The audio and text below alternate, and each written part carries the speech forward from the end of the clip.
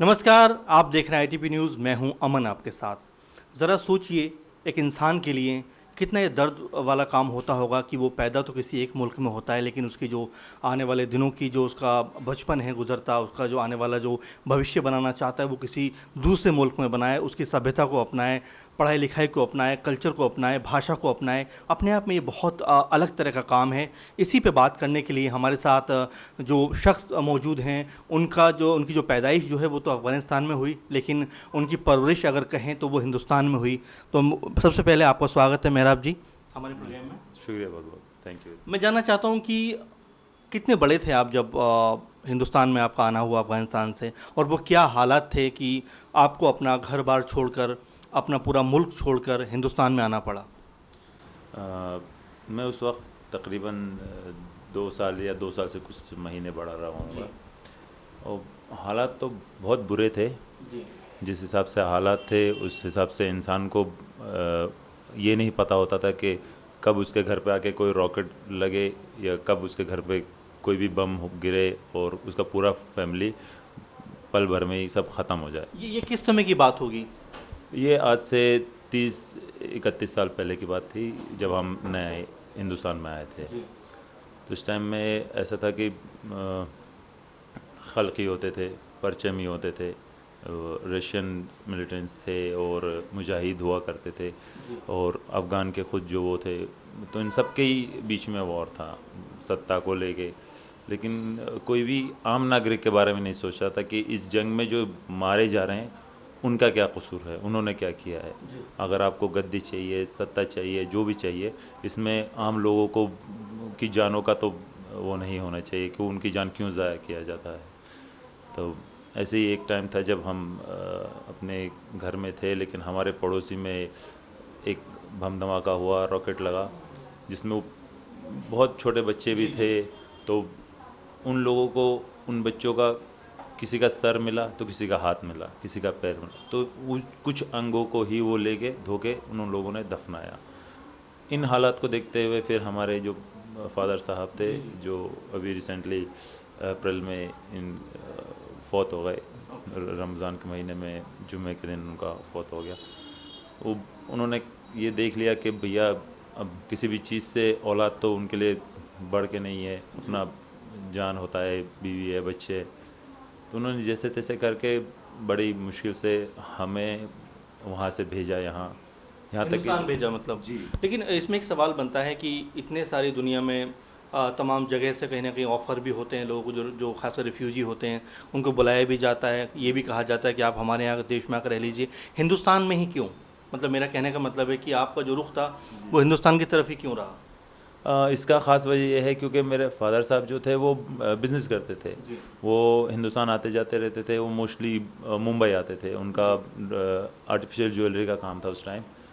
तो उनको हिंदुस्तान कल्चर बहुत पसंद था, हिंदुस्तान के लोग बहुत पसंद थे। जैसे यहाँ पे लोग पर्दा पे रहते थे और बहुत मिलनसार लोग थे, दोस्ताना रवैया था। तो उनने बहुत चीज़ें थी जो अफ़गान और हिंदुस्तान की सिमिलरिटी थी। तो उनको ये चीज़ नहीं लगता था कि मैं कहीं अलग देश में जा रहा हूँ। उनको ये लगता है ये भी मेरे देश जैसा ही है या मेरे देश ही है। यहाँ आके यहाँ के लोगों से मिलकर उनको बहुत खुशी होता था। जब भी यहाँ आते थे तो लोग उनके लिए बहुत तोहफे देते थे उनको, जब वो जाते थे बिज़नेस के अलावा भी वो वहाँ से कुछ तोहफे लाते थे यहाँ के लोगों के लिए। तो बहुत एक घनिष्ठ, हाँ, था, मोहब्बत था यहाँ के लोगों से और हिंदुस्तान से उनको शुरू से ही। चलिए, आप हिंदुस्तान आए, और हिंदुस्तान में भी जिसको दिल कहा जाता है, हिंदुस्तान का दिल्ली, वहाँ पर आप पहुँचे। इतना आसान था कि आके रहना, आपके लिए जो जगह थी वो कैसे मुहैया हो पाई, या जो तमाम चीज़ें होती हैं ज़िंदगी को जीने के लिए, चाहे हम रोटी की बात करें, एक मकान की बात करें, छत की बात करें, एजुकेशन की बात करें, क्योंकि आपकी भाषा भी अलग है, आप एक अलग मुल्क से हो, तो कितना आसान था या कितना मुश्किल था ये? जी, आसान तो बिल्कुल नहीं था। मुश्किल यूँ भी था कि अफ़गानिस्तान में जो उस टाइम माहौल था, तो जो बच्चे इतने बड़े हो जाते थे 10 या 12 साल से ज़्यादा, तो उनको या तो मुजाहिद कहते थे कि इन्हें मुजाहिद बनाओ, हमें दे दो, या अफ़गान फ़ौज कहती थी इनको अफ़गान फ़ौज में दो ताकि देश की खिदमत करे। खिदमत क्या, वो इधर लड़ना उनको, मरना उनको ही है, कोई वो नहीं। तो ये भी नहीं कि उनको कोई ट्रेनिंग मिल रही है। 12 साल का बच्चा क्या हथियार चलाएगा। लेकिन ये मुजाहिद का आपने जिक्र किया, मैं आपको ज़रा सा रोकना चाह रहा था। ये मुजाहिद का जिक्र आपने किया, मुजाहिद को मैं अगर समझना चाहूँ तो कैसे समझूँ, क्या है मुजाहिद? एक्चुअल में मुजाहिद वो लोग होते हैं जो इस्लाम के लिए जंग करते हैं, जिहाद करते हैं। उस टाइम जब रशिया ने अफ़गान पे अटैक किया था या उसको टेक ओवर करना चाहता था, ये जो भी उनकी मंशा थी, तो उनसे लड़ने के लिए अलग अलग देशों से, हर मुस्लिम देशों से हर तरीके के लोग आए जिहाद करने के लिए। पर्टिकुलर सिर्फ अफ़गान से ही नहीं, ऑल ओवर वर्ल्ड के, जी, ऑल ओवर वर्ल्ड से सारे मुसलमान आए। तो वो जो जिहादी थे वो मुजाहिद के नाम से वो हुए थे कि हम मुजाहिद है, यानी इस्लाम के लिए लड़ने वाले लोग, उनको मुजाहिद कहा जाता है। मुजाहिद एक पाक वो होते हैं जो बिना किसी अपने दिल में कोई वो रखे के, कोई लालच करके, बस उनको ये था कि हमें एक इस्लाम कंट्री पे गैर इस्लाम का वो हो रहा है। और ये ऐसा हो रहा था कि वहाँ पे लेडीज़ का रेप बहुत आम हो गया था। बच्चों तक को उनके माँ के पेट से निकाल के मार दिया जाता था, प्रेग्नेंट लेडीज़ तक को नहीं छोड़ा जाता था। ये चीज़ें भी हुआ उस टाइम, क्योंकि हम तो छोटे थे, लेकिन जब यहाँ आए, जैसे बड़े को यहाँ आते थे या हमारे अब्बू, तो ये चीज़ें पता चलती थी हमें, वो बता देते थे कैसे ऐसा होता था। ये चीज़ें बहुत मुश्किल था वहाँ पे, वहाँ ज़िंदगी बहुत मुश्किल रही है। तो उन चीज़ों से ही लोग अपना वतन छोड़ के गए। कोई किसी खुशी में अपना वतन, अपनी मिट्टी से दूर नहीं होता है। तो जब हम आ भी रहे थे तो बताते हैं कि मेरे सबसे बड़े भाई जो थे, उनको तो खैर वहाँ के जो अफ़गान के वो थे, वो रास्ते में कंचे खेल रहे थे, वहाँ से उठा के ले गए थे, आर्मी में भर्ती कराया था उनको। तो कहीं बड़े मुश्किल से वो भी हालातों में गुजरे। प्लस इसी चीज़ से फिर वो हमारे अब्बू ने हमें यहाँ भेजा। तो जब यहाँ भेज रहे थे तो एयरपोर्ट पे भी हमें वहाँ के लोगों ने रोका, जो अफ़गान के, हाँ नहीं, अफ़गान मिलिट्री ने यूँ रोका कि जो वहाँ के पुलिस या कह लो या वहाँ के फ़ौज कह लो, कि ये तो जो कुछ लड़के हम में से थे, भाइयों में एक दो कुछ बड़े थे, 12 साल के थे या उनसे बड़े 14 साल के थे। तो 14-12 साल का तो बच्चा ही होता है, लेकिन उनके लिए वो कहता था नहीं, आप इसको आप दो, हमें दे दो। तो हमारे मदर ने उस टाइम बहुत उनके सामने गुजारिश की, थोड़ा परेशानी हुई, वहाँ रोई भी। वहाँ आसपास के जो और लोग थे, उन्होंने थोड़ा वो किया कि एक अकेली लेडी है, अगर ये अपना देश छोड़ कर जा रहा है तो वहाँ पे भी तो इनको ज़रूरत है किसी का। तो बड़े जो हैं वो यहीं है, 14 साल का है, 12 साल का, अगर ये भी ये दे देगा तो ये किधर जाएंगे, और उनके बाकी 2-2 साल के, 3-3 साल के बच्चे ये कहाँ जाएंगे। तो ये इतनी मुश्किलों के बाद आप कहीं वहाँ से निकल पाए। हम बात कर रहे थे दिल्ली में किस तरह से शुरुआत हुई और किस तरह से रहना सहना हुआ और किस तरह से एजुकेशन आपने आगे जो है अपनी पाई, और क्या मुश्किल हालात थे उस समय, क्योंकि लैंग्वेज की हम लोगों ने बातें की कि अब अलग मुल्क से आ रहे हैं और यहाँ पर आके आपको रहना है, तो कैसा इसको मैनेज किया आपने? देखिए, जब हम यहाँ आ रहे थे तो आए, और यहाँ कुछ पहले पहुँच चुके थे अफ़गानी। तो उनमें से कोई अफ़गानी था जो थोड़ा अच्छा इंसान था, तो उन्होंने हेल्प के लिए हमारी एक घर दिलाया जिस पे हम किराए में रहते थे। लेकिन ये था कि हम रातों रात उठ के आए थे, बस एक जोड़ी जो कपड़े में पहन के आए थे या थोड़ा बहुत जो कुछ अपने साथ कपड़े लाए थे वहीं लाए थे। हमारे पास तो ये भी नहीं था कि हम कुछ नीचे अपना बिछा के उस पर सो भी पाए। तो बड़े मुश्किल हालात थे, लैंग्वेज नहीं आता था, कुछ किसी चीज़ का कुछ पता नहीं था, किसी से बोल भी नहीं सकते थे, मदद के लिए कोई जानने वाला नहीं था। तो ऐसे हालात में एक दिमागी तनफ़ुस ही बहुत ख़राब हो जाता है एक इंसान का। जो बड़े थे तो खैर हमारे अम्मी जानती कि उन पे क्या बीता होगा उस टाइम। बाकी ये था कि फिर कुछ मददगार लोग थे जिनको पापा ने वहाँ अफ़गानिस्तान से बोला था कैसे हमारी फैमिली आ रही है, तुम लोग जाना। फिर वो लोग आए थे हमारे पास, फिर उन्होंने मददगार का जिक्र आपने किया, मैं ज़रा सा रोकूं, मददगार में कौन लोग थे? इंडियंस थे, बाहर के लोग थे, या ये कहें कि जो अगर हम बात करें कि यहाँ के जो स्थानीय लोग थे वो थे, या अफ़गान से जो लोग आ रहे थे या जो यहाँ पर रह रहे थे पहले से वो लोग थे? इनमें से कौन था जो सबसे अधिक आपको ऐसे वक्त में मदद कर रहा था? उस टाइम तो जो फादर ने कुछ अफ़गान थे जिनको ये बोला कि मेरी फैमिली वहाँ है, तो आप लोग प्लीज़ उनका थोड़ा हेल्प करिए, देखिए उनको किसी चीज़ की ज़रूरत ना हो या उनको थोड़ा हेल्प अप करिए, क्योंकि वो लोग आते जाते रहते थे। तो दिल्ली आए, हमसे मिले, उन्होंने थोड़ा वो किया। फिर उन्होंने हमको एजुकेशन के लिए वो किया कि बच्चे हैं इनको स्कूल डाल दो, ये पढ़ लेगा। फिर उनमें कोई ऐसा भी इंसान था जो उस टाइम स्कूल एडमिशन के नाम पे ले गया, लेकिन वो जो एडमिशन के नाम पे पैसे ले गया हमसे, फिर भाग गया वो। जी, तो ये नहीं है कि अच्छा हो बुरा हो, लेकिन कोई मदद भी करता है तो खैर अपनी उसकी फितरत कुछ और थी उस टाइम, लेकिन अल्लाह ने अच्छा करना होता था। फिर एडमिशन हुआ हमारा, हम पढ़े। हम तो बच्चे थे, लेकिन हमारे जो बड़े भाई थे वो बेचारे पढ़ भी नहीं सकते थे, क्योंकि पैसा तो कमाना ही था, बिना पैसों के तो कुछ चलता नहीं था। तो जो बड़े भाई थे उनमें से एक स्कूटी मैकेनिक में लगा था 12 साल की उम्र में। दूसरे एक बड़े भाई थे वो खाड़ी बावली साइड जो अफ़गानी मार्केट है, वो वहाँ पे एक ड्राई फ्रूट्स कारपेट का जो शॉप है अफ़गानी, वहाँ जाके वो कमीशन बेस पे काम करने लगे थे।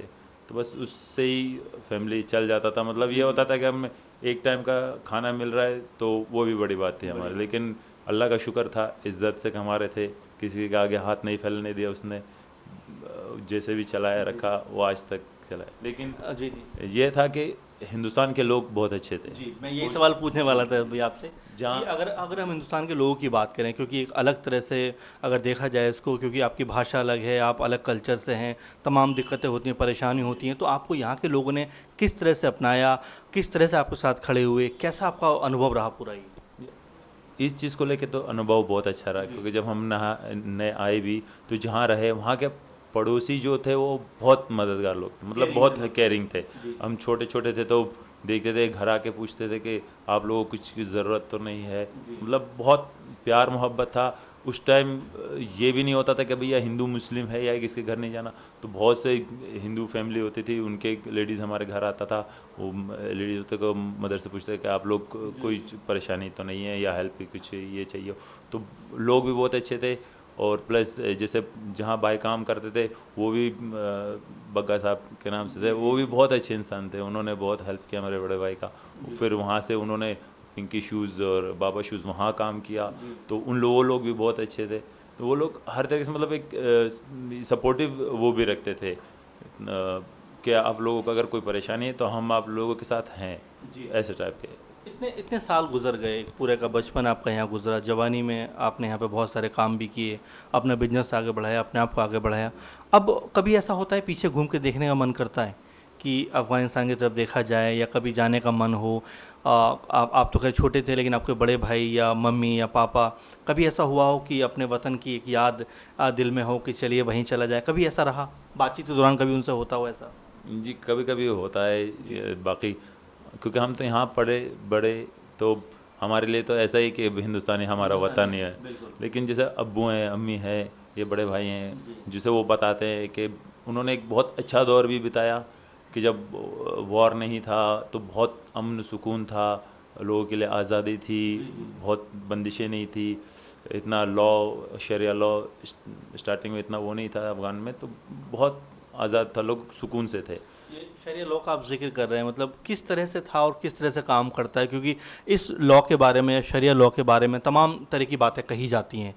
अगर हम अफ़गानिस्तान के हवाले से देखें या वहाँ के नज़रिए से इस चीज़ को समझना चाहें, तो इसको लेकर आप क्या कहना चाहते हैं कि जो शरिया कानून वहाँ पर है, शरिया लॉ वहाँ पर है या उस समय था, क्या मतलब किस तरह का वो था और कैसे वो काम करता था? लोग उसमें सुकून में थे या कहीं ना कहीं लोगों में उसको लेकर घबराहट थी, कहीं ना कहीं खौफ था, कहीं ना कहीं डर था?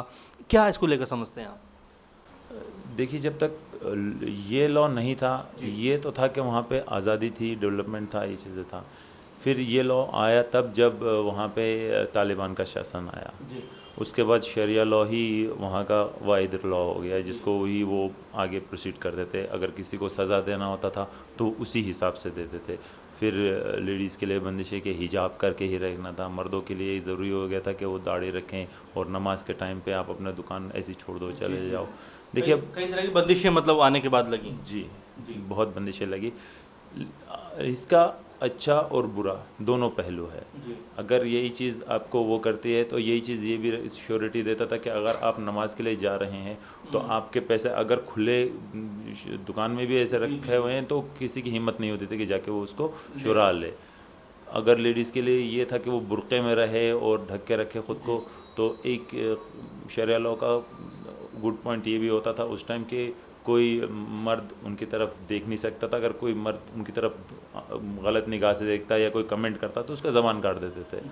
तो लेडीज़ की सेफ्टी ज़्यादा थी। मतलब ये मानते हैं आप कि उस समय जो महिलाएं थीं या जो औरतें थीं वहाँ पर उनकी एक तरीके से कहें कि हिफाजत ज़्यादा थी या उनकी सुरक्षा ज़्यादा थी। लेकिन इस सब के बावजूद भी अगर अफ़गानिस्तान को देखें 90s के दशक के हिसाब से, क्योंकि आपके पापा, आपकी मम्मी आपको बहुत सारा कुछ बताती होंगी वहाँ के बारे में, तो आपको क्या लगता है कि जिसके तरह से आज का अफ़गानिस्तान नज़र आता है, उस अफ़गानिस्तान में, इस अफ़गानिस्तान में किस तरह का आपको अंतर नज़र आता है? जो हमारे अब्बू अपने वक्त के बताते थे, तो उस टाइम बहुत सादगी लोगों में था, लोग भी बहुत सादे थे, लोगों के खुद के अंदर भी ये चीज़ें नहीं था। अब तो बहुत एडवांस हो चुका है, तो लोग काफ़ी चीज़ें वो करते हैं, जैसे शराब, नशा, ये चीज़ें आजकल बहुत आम है। तो उस टाइम ये चीज़ें थी भी नहीं, ना के बराबर थे, ना के बिल्कुल। तो लोग खुद भी बहुत अच्छे थे, लेकिन जब से ये आया तो इससे लोग परेशान भी हुए, ज़्यादा परेशान हुए बजाय राहत के। परेशान यूँ हुए कि अब हमारे कंट्री जो गया वो बाकी अपने आस पड़ोस और हर एक चीज़ से अलग होकर रह गया। तो ना वहाँ इन्वेस्ट हुआ, ना वहाँ डेवलपमेंट हुआ, लोग बेरोज़गारी, गरीबी से बहुत परेशान हो गए।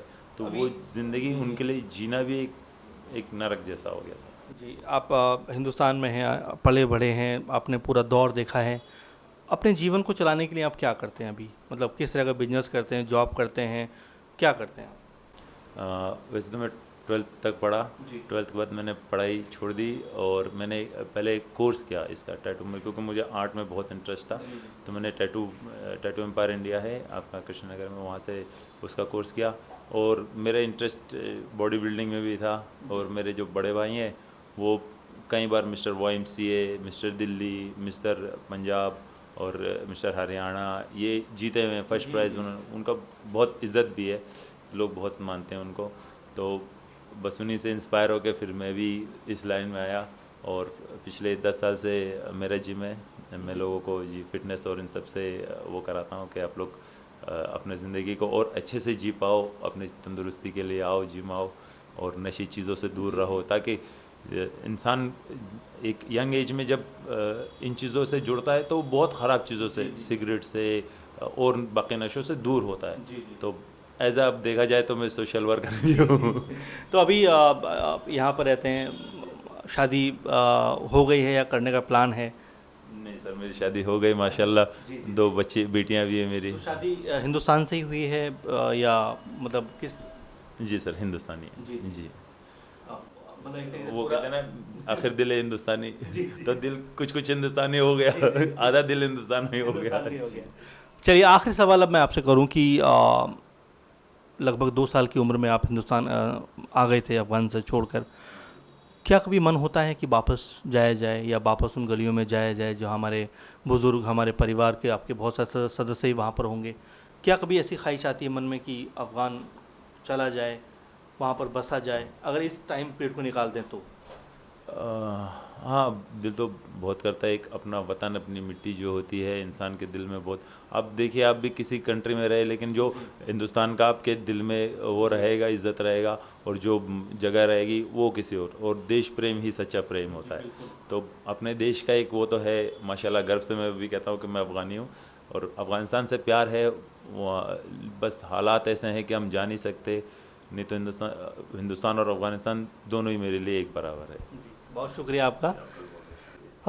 बड़ा मुश्किल होता है कि अपने आप को एक दूसरे मुल्क में स्थापित करना, उनकी भाषा को, उनके कल्चर को, उनकी जो तमाम चीज़ हैं, तमाम रवायतें हैं, तमाम सभ्यता है, संस्कृति है, उसको अपनाना, उसके साथ चलना। और मेहराबुद्दीन ने बताया कि किस तरह से जब वो छोटे थे वो यहाँ चले आए, उसके बाद उनका पूरा परिवार यहाँ पे रहा, उन्होंने सब कुछ यहाँ पर किया, शादी विवाह यहाँ पर की, अपना बिजनेस सेटअप यहाँ पर किया और बहुत प्यार उनको हिंदुस्तान से मिला है। तो अपने आप में ये एक चीज़ है, लेकिन कहीं ना कहीं दर्द भी समेटे हुए हैं कि अगर मुझे जाने का मौका मिला तो मैं ज़रूर अफ़गान जाना चाहूँगा। क्योंकि देखिए, एक देश जो होता है वो अपने अंदर कहीं ना कहीं समेटा हर इंसान होता है, चाहे वो यहाँ से 7 समंदर पार हो या किसी आसपास के मुल्क में हो, उसको अपने वतन की याद ज़रूर आती है। तो मेहराबुद्दीन से हमारी जो बातचीत थी आपको कैसी लगी ज़रूर कमेंट करके बताइए और लगातार ITV न्यूज़ देखते रहिए। नमस्कार।